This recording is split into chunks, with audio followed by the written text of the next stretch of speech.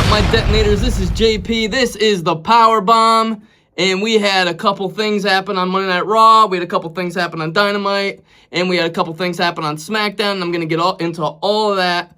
But first, I want to cut over to the sports portion. The Chicago Cubs, they're getting better. As everyone knows, I'm a huge Chicago sports fan. Bears, Bulls, Cubs, Blackhawks. I'm going to cover it all. Also, I'm going to cover the wrestling from the week, and we're just going to have some fun. Tell me how your week was. I went golfing. It was pretty good. I shot a 38. Sometimes you just can't make those easy putts, and it costs you, and I should have shot under, but I'll take a 38 Indian Springs. But let's get into sports. Last night, Caleb Wilson, welcome to the NBA. Welcome to the Chicago Bulls. He had a great night, 35 points. He was 7 of 11 from 3. They said he wasn't a first-round pick because he can't shoot the 3-ball, but he looked pretty damn good last night. Also, Cameron Boozer looked pretty damn good over on the Grizzlies. We lost 97-96, but the future looks good with Caleb Wilson. I'm not going to get too excited. It was a summer league game. Any Bulls fans out there, please leave some comments. What do you think Caleb Wilson's going to do? I'm hoping he's in the Rookie of the Year running personally. I want him. Hopefully he could be the next Derrick Rose, maybe, if we're lucky. The Cubs, they had a really good stretch last week, or a couple weeks ago, where they took care of the Mets, and then they took 2 out of 3 from Milwaukee. But they did struggle against St. Louis on the 4th of July weekend. They only took 1 out of 3, and then they had some troubles. And then they looked pretty good in the first 2 games against Baltimore. PCA is having just one hell of a season. He had a month of June like no other. The only 2 players that had a better June than him was Babe Ruth and Lou Gehrig. So PCA had a hell of a stretch there, and we are getting into the All-Star game this week. Leave your comments below. Who's your favorite baseball player? What's your favorite baseball team? Love to hear from you. And then we get to what we all come here for, detonators, is what happened in wrestling this week. We kick it off with Monday Night Raw, and the whole thread of Monday Night Raw was Cody Rhodes got attacked by Gunther. They need a new challenger for that WWE Championship. Sami Zayn, of course, is like, oh, Cody got attacked? Oh, he's out? So Sami thinks he's off scot-free, right? He doesn't have to defend that championship. No. Adam Pearce said in Chicago he promised a championship match, and the championship match Chicago would have. And who better to take that title off Sami Zayn than the best in the world, the Second City Saint, CM Punk. He takes it off. Great moment with his fans on Monday Night Raw. Great moment with his fans in Chicago. He had odes to that 2011 championship win where he's going through the crowd. He's blowing a kiss. Everyone's happy. He holds the title up like he did years ago in Chicago. So that was a cool moment. I thought Seth Rollins delivered one hell of a promo talking about Roman Reigns and how this is about the love of wrestling for him, and Roman takes this as more of a job. And I thought that was really good. And then LA Knight comes out, and he started out pretty hot with his promo, and then he kind of just fizzled. The crowd even started to fizzle. They're like, what's this guy saying? And then we had, obviously, new tag team champions because Maxine Dupree did turn heel, and she is now with the Vision. This has to be a last-ditch effort for the Vision. This has to be a last-ditch effort to try to get something involving the Vision going with Maxine Dupree. I don't know what exactly it's going to be, but let me know what you think the Vision is going to do. Are they going to keep going strong, or you think there's a breakup inevitable here? I don't know personally, and I got to be honest, I don't care. We also had, what else did we also have on Monday Night Raw? Chad Gable had a tag match with Dragon Lee against Ethan Page and Rusev. Another thing I could care less about. I don't know what they're doing. with Chad Gable, all that hard work he did with AAA, all that hard work he did as Grande Americano, and now I don't know what the hell they're doing with Chad Gable. I'm hoping that he's going to be in the Intercontinental Championship running, but I'm not 100% sure if that's going to happen. But something has to happen. What do you guys think is happening with Chad Gable? Once again, leave it in the comments. And then, obviously, the segment with Obafemi and Paul Heyman. I didn't need this. You know, personally, I didn't need this. Like, we all know Obafemi and Brock Lesnar, Hell in the Cell. There's really no more build to this. I don't need any more build. You already have my money. I want to watch this match. You don't need to keep building it. So I thought that segment on Raw was not needed. Also, I don't need Obafemi wearing a long shirt that kind of like it made him look unmuscular, if that makes any sense. He didn't look like a big dude anymore with that, so I wouldn't go with that look for him anymore. But yeah, I didn't really need that segment with Obafemi. I'm ready for SummerSlam, especially after what happened last night on Friday Night SmackDown. And we're going to get right into SmackDown, but first let's not skip Dynamite, because Dynamite for AEW gave us one hell of a show in Florida at Beach Break, and it was good from start to finish. First of all, I want to apologize. I make videos on here a lot, and I keep talking about, you know, Chris Jericho and how I feel it's time for him to hang it up. But after that match with Tommaso Ciampa on Dynamite, Jericho, you do whatever you want to do, man. You're still doing moonsaults at your age. You're still taking nasty bumps on steel steps. You're doing hurricanranas off top ropes. Like, I mean, you got the loss to Ciampa, which, you know, makes sense. You want to keep this story building, but Jericho, do this for as long as you want, man. As long as you keep giving me matches like that, I'm all for it. I also want to shout out that women's gauntlet match. That was very entertaining. Very entertaining, and I saw a lot of standout people that I feel can be stars down the road, like Reina. I never heard of her. She's 19 years old, but she had a good showing in this battle, in this gauntlet. Also, Maya World. Didn't know who she was. I actually went back and watched Forbidden Door last night because I missed a couple matches and I wanted to get a good look at them. And obviously, I'm going to say this right now, Ospreay and Swerve, that was one hell of a match. I'm not going to say it was one of the greatest I've ever seen, but it was really, really, really damn good. And I didn't need that Death Riders moment. You know, I didn't need the Death Riders to come down and give Will Ospreay like that extra shove, you know, that extra endorsement. I didn't need that. I thought the match was going just great between Swerve and Ospreay. So yeah, I didn't need that. Kenny Omega taking the championship off of MJF. I get it. I don't like it.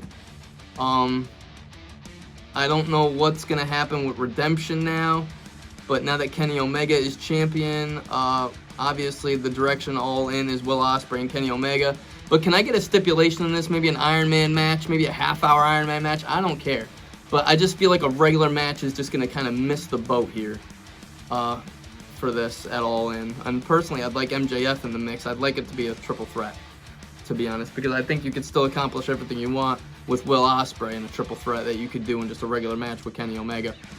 But yeah, back to this women's gauntlet match. Obviously, we had a returning Willow Nightingale from injury. She won the match, so she will get her championship match at Redemption against Tekla. And Tekla has really become something else. You know, she was really funny on commentary in this gauntlet. I liked how they had Mercedes Moné sitting in the big giant Adirondack chair at the front of the stage, you know, kind of watching all the participants walk in, you know, she didn't have a mic, but Tekla did, and her commentary was very, very entertaining. I thought Julia Hart had a good little couple moments in this match. Obviously Athena, I liked her more as Ember Moon in WWE. Leave a comment below. Who did you like better, Athena or Ember Moon? I personally think Ember Moon was the better one. And then obviously we had Takeshita and Kyle Fletcher for that AEW International Championship, and this was just a damn good match. These two have great chemistry in the ring. They put on great matches. I'm looking forward to what they're going to be bringing down the road, and I definitely see 2 future AEW World Champions down the road between either Takeshita or Fletcher or both. To be honest, they're both that good. Now let's get into SmackDown. I'm not going to dwell too much on Kenny Omega winning the AEW World Championship. That was a cool moment, and I feel AEW might have pulled the trigger on that one. I don't know if it's a direct shot to CM Punk winning his championship on Monday Night Raw, but Kenny Omega winning the World Championship on a Dynamite against MJF is something else. And also, kind of a missed opportunity here. Where were the Young Bucks to have their moment in the ring with Kenny Omega? Like, where was that? I mean, if this is Kenny Omega's last championship win, I'm surprised you don't have him, sharing the moment with the Young Bucks. They didn't even have like a locker room celebration or anything. They didn't show anything. Maybe they'll show it tonight on a Collision, unless Collision already happened. I don't really watch Collision. Leave it in the comments below. What do you think? Do you guys watch Collision? It's an okay show. It's 2 hours. If I have time and I'm bored, I'll watch it, but it's not really something I'm going to. I kind of look at it like it's a Rampage or a Elevation or Dark. Like, I don't really get into it. Like, they made the show specifically for CM Punk, so he wouldn't be on Dynamite and there wouldn't be any more, like, backstage arguments or fights, but it hasn't really done anything for me since CM Punk has been gone. But yeah, I guess they were at the Minnesota Twins Stadium for Collision. Whatever. All right, that was the Dynamite.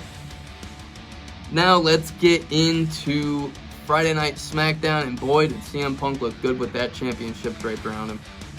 He looked damn good. I liked his promo. I like how he's like, if you think this belongs to you, come and take it. And I liked how he called out Finn Balor. He called out Sami Zayn. He talked about Damian Priest. He talked about Gunther. He talked about reigniting his feud with Finn Balor. It was really cool. Didn't mention a certain person, but that person did show up, and that man is the American Nightmare, Cody Rhodes. And we are doing it at SummerSlam. The best in the world, CM Punk, defending that championship against Cody Rhodes for the first time. And it's going to be in Minneapolis, Minnesota. Most likely night 1, because I think they're going to give Roman and Seth night 2.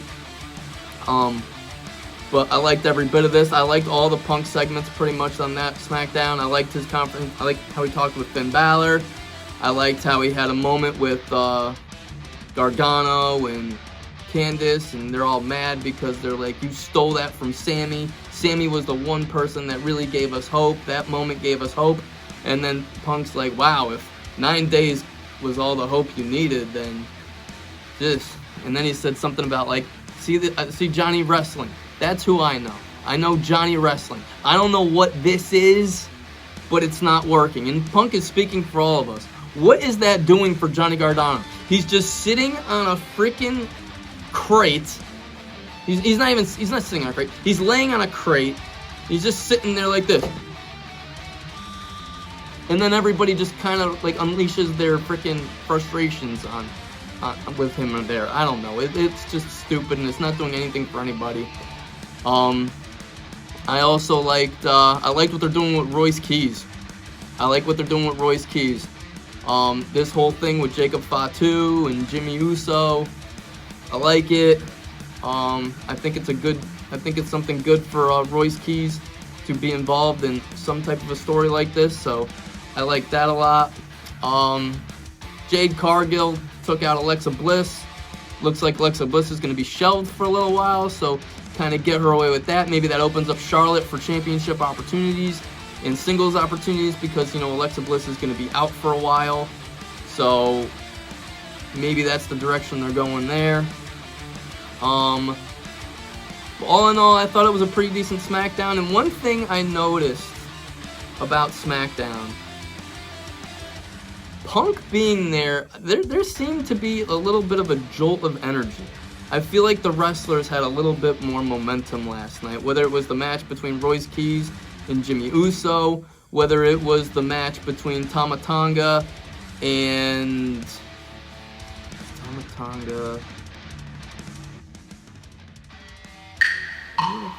fuck did Tama Tonga face?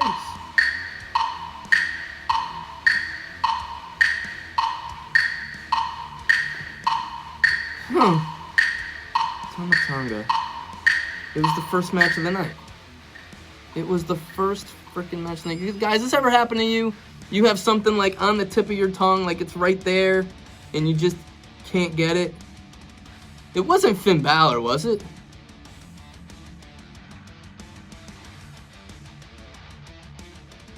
It was Finn Balor. Yeah, Finn Balor had a hell of a match against Tama Tonga. I liked that a lot. That was entertaining. The Royce Keys Jimmy Uso match, I like that. I like how Jacob Fatu is not getting involved in this whatsoever. He's like, I answer to Roman Reigns. I answer to my OTC. So he's not taking orders from Jimmy Uso, and he's not taking orders from Jey Uso. He's doing his own thing and protecting Roman Reigns, and I love that for his character. I'm very interested to see where this is going. And then he also says Solo needs to be there on Monday night to discuss some things. So we'll see what happens there with the Bloodline. I think they're trying to get the Bloodline back together. I think eventually you're going to see Sami Zayn join the Bloodline again. You're going to see Solo probably go back to the Bloodline. They're going to make this Bloodline story really huge because I think Roman and Rock is going to happen in Saudi Arabia. I think it's going to happen, and if they build this this Bloodline story the way it's going, then yes, The Rock will probably be at WrestleMania 43. Now, I've been talking about this a lot. I've been talking about this ever since I've seen Gunther get in friggin' Nick Aldis' face. He's been a giant pain in the ass for Nick Aldis. So, Nick Aldis makes it official. CM Punk versus Cody Rhodes for the Undisputed Championship at SummerSlam. And Gunther does not like this decision because he feels he should be getting the championship match. He feels he's been wronged. And Nick Aldis is like, and Gunther during this, he's like, give me Cody Rhodes. Give me CM Punk. I'll take care of both of them. So at the end of the night, Gunther goes out there and he's with Nick Aldis. He's like, Nick, are you going to do the right thing? Are you going to give me what I want? And Nick Aldis is like, absolutely, Gunther, you are going to get what you want. July 18th, most famous arena, Madison Square Garden.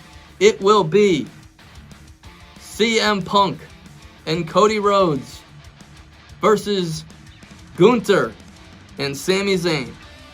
And Gunther just loses his mind. He attacks Nick Aldis. He beats Nick Aldis down. This is obviously not what Gunther wanted. Gunther did not want a tag team match at friggin' Saturday Night's Main Event in Madison Square Garden. He wants Punk or Cody Rhodes, and he wants that championship. But Nick Aldis is like, no. And Gunther just chokes him out and everything. Folks, we are going to get this. It is right there.